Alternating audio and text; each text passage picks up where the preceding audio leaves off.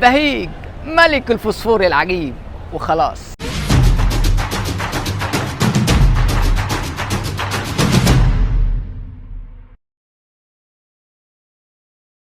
عم عادل بهيج بدأ سلسلته ان هو عامل شغال في مطعم سمك باليومية على الشجرة الطرزان جامد. ما كانش مجرد بياعه بس، كان يقول لك كمان السمكية بتتعمل ازاي. الصينية ايه فاضية فيها ايه قطعة زبدة صفرا وغطا الازازة زيت. مش كده وبس، من كتر حبه في السمك كان بيعمل وصفات في البيت وفيديوهات زي ما انتوا شايفين كده. هنعمل شوية جمبري احنا مع بعضنا بمزاجنا كده بالصوص الاصفر. ماشي الكلام؟ حلو الكلام. صلى على المصطفى. وبعد كده راح في محل مشهور في مدينة نصر يشتغل هناك، و احنا في مدينة نصر خلاص الدنيا خلاص العداد ابتدى يعد بفضل الله. وبعدها بدأ يفتح الفرع الأول ليه بالتعاقد مع رجل الأعمال المشهور وسلسلة محلات بهيج.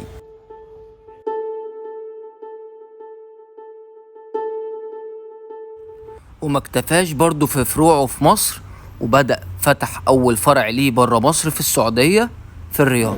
الرياض شارع التحلية، ومش خلاص ان شاء الله باذن الله هنلف انحاء المملكة كلها. هنشوف بقى النهارده بهيج هيقدم لنا ايه، ويلا بينا ندخل على الفيديو معانا. قول يا دوحة.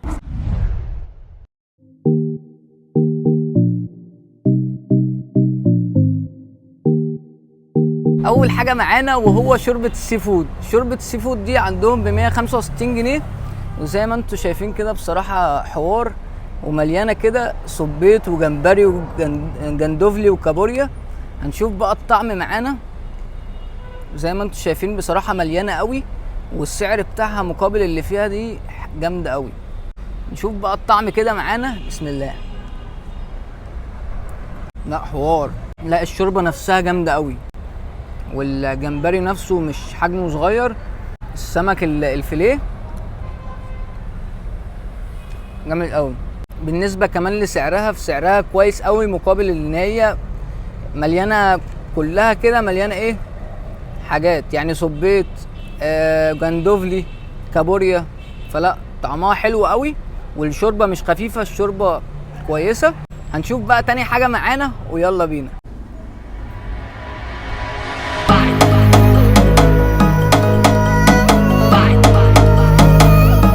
هنشوف بقى تاني حاجة معانا وهي وجبة شخل البلابل 2.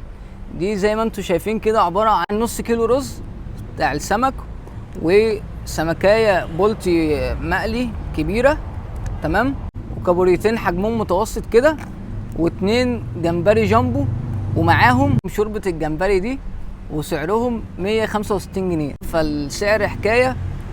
نشوف بقى الطعم بتاع الرز كده. بسم الله. جامد جامد، والرز مستوي كده، والتتبيله بتاعته حلوه. شوف بقى ايه طعم الكابوريا، طعمها حلو قوي، والتتبيله بتاعتها حوار. نشوف بقى طعم الجمبري الجامبو كده. بسم الله. حكايه بصراحه، طعم الجمبريه نفسها مع التتبيله كده حوار. نشوف بقى الوجبه اللي بعد كده معانا، واول وجبه كانت حوار، ويلا بينا على اللي بعد كده معانا. هنشوف بقى اللي بعد كده معانا وهي وجبة شخل البلابل 3. دي عبارة عن ايه بقى؟ نص كيلو رز برضو، ومعاه برضو السمكة البولتي المقلية الكبيرة دي، ومعاه الكابوريتين بقى، وست قطع جندوفلي زي ما انتم شايفين كده. الجندوفلي كمان مش حجمه صغير. نشوف بس طعم الجندوفلي، ودي سعرها 175. هي اغلى شوية من اللي فاتت علشان فيها 6 قطع جندوفلي.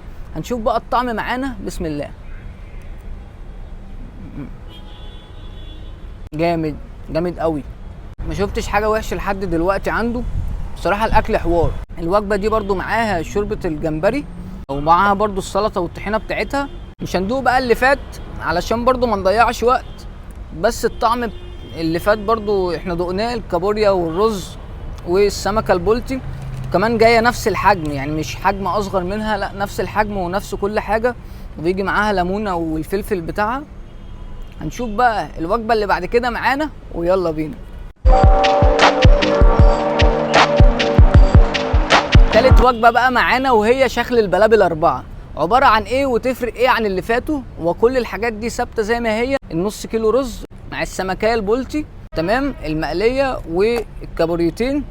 احلى حاجه ان هو كل حاجه مظبوطه عندهم، يعني نفس الحجم بتاع السمكيه والكابوريا المتوسطه. اللي يفرق بقى الوجبه دي عن اللي قبليها، بيجي معاهم قطعتين فيليه زي ما انتم شايفين كده. سمك الفيليه زي ما انتم شايفين كده بتبقى متشوحه، وطعمها بقى هنشوف. دي سعرها 160. هنشوف بقى طعم الفيليه معانا. بسم الله.